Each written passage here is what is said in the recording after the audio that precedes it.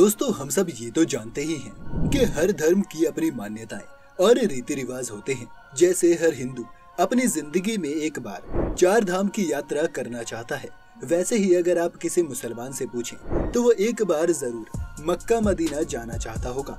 आपने कई बार इस हज यात्रा के बारे में सुना और देखा होगा, लेकिन क्या आप जानते हैं कि आखिर इस्लाम में हज यात्रा का क्या महत्व है और हज यात्रा के दौरान मुसलमान क्या क्या करते हैं?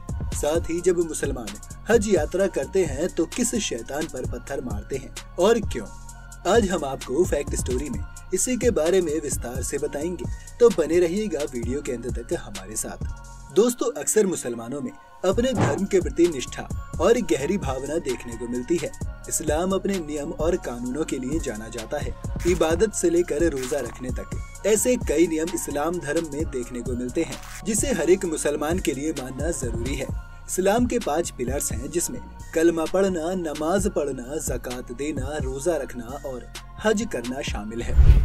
इनमें से नमाज पढ़ना, रोजा रखना और कलमा पढ़ना तो आवश्यक है, लेकिन ज़कात और हज यात्रा में छूट दी गई है।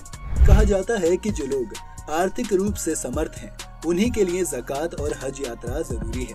जब कोई भी मुसलमान हज यात्रा के लिए जाता है, उससे पहले वो अपने रिश्तेदारों और दोस्तों से मिलकर अपने सारे गुनाहों की माफी मांगता है। अब जाहिर सी बात है, हर एक मुसलमान के लिए हज की यात्रा करना मुमकिन नहीं है। ऐसे में वो अल्लाह को पैगाम इन हज यात्रियों के हाथ भेजते हैं।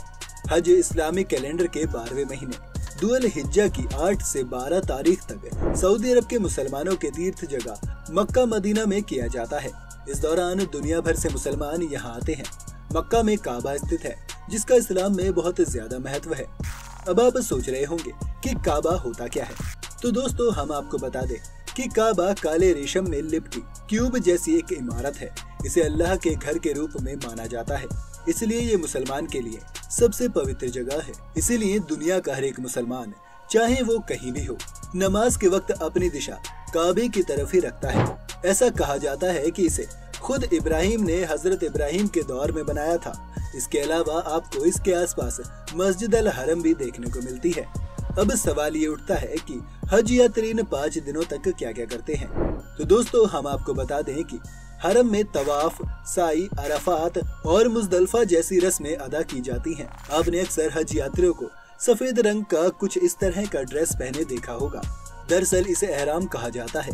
सारे यात्री इन कपड़ों में काबा के 7 चक्कर लगाते हैं। ये यहाँ जमजम कुएं का पानी पीते हैं और फिर चौकसी में खड़े होने के लिए अराफात पर्वत के मैदान पर जाते हैं और शैतान को पत्थर मारते हैं। इसके बाद पशु की बलि देना, सर मुंडवाना जैसी रस्म मुसलमान अदा करते हैं।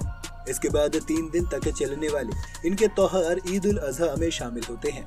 हज यात्रा में की जाने वाली एक एक चीज के पीछे का मतलब काफी गहरा है, लेकिन आज हम जानेंगे कि बकरीद के बाद जब हज यात्रा के तीसरे दिन मुसलमान शैतान को पत्थर मारते हैं तो वो क्यों मारते हैं। पहले आइए ये जानते हैं कि शैतान माना किसे जाता है।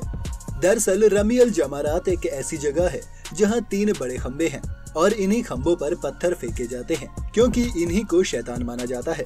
इस्लाम के मुताबिक ऐसा माना जाता है कि हज यात्रा तभी पूरी मानी जाती है जब शैतान को पत्थर मारने की रस्म पूरी होती है। शैतान को पत्थर मारने की रस्म काफी मुश्किल होती है। यहाँ पर मक्का के पास स्थित रमी जमारात में ये रस्म 3 दिनों तक निभाई जाती है।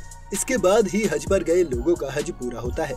इस रस्म को पूरा करने के लिए लाखों की तादाद में लोगों की भीड़ इकट्ठा होती है। हर साल बड़ी संख्या में लोग हज के लिए अरब के मक्का शहर पहुंचते हैं और हज पर मक्का में रमी जमारात में शैतान को पत्थर मारने की रस्म निभाते हैं। अगर इसके पीछे की वजह जानने की कोशिश करते हैं तो इस्लाम धर्म के मुताबिक ऐसा कहा जाता है कि एक बार अल्लाह ने हजरत इब्राहिम से कुर्बानी मांगी थी।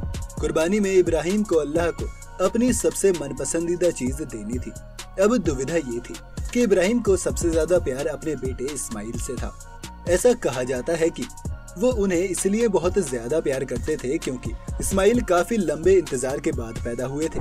लेकिन हजरत इब्राहिम ने अपने प्यार को पीछे छोड़ अल्लाह के हुक्म को मानने की सोची।